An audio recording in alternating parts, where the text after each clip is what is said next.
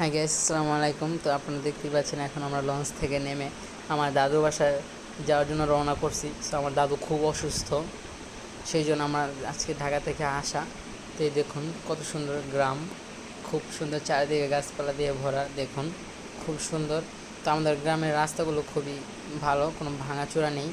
আর এখানে দেখুন আমি বসে আছি পাশে, এখানে দেখুন কত সুন্দর। তো আমার দাদুর বাসায় একটু বড়ানোর দিন, তো আমরা এসে পড়ছি, প্রায় আরও একটু রাস্তা আছে, দেখবেন আমাদের দাদু বাসায় গেলে দেখুন। তো এখন হয়তো 7টা বাজে, আমরা লঞ্চ থেকে নামছি 6টা বাজে। এখন নেমেই দাদু বাসায় রওনা করছি, সেখানে আমার বাবা আছে।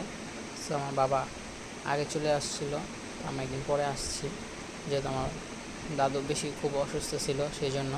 তো সবাই আমার দাদুর জন্য দোয়া করবেন অবশ্যই,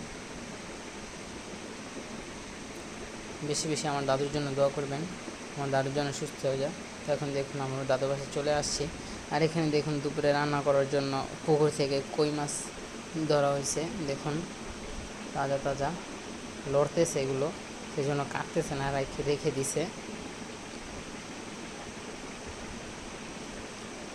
দেখুন আজকে কই মাছ রান্না করা হবে, আরও অনেক কিছু রান্না করা হবে।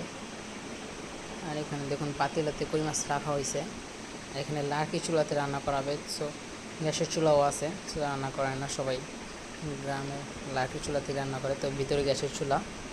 তো এখানে এখন লার্কি চুলাতে আজকে ওগুলোকে রান্না করা হবে। সেটা হচ্ছে আমাদের দাদুর বাসা।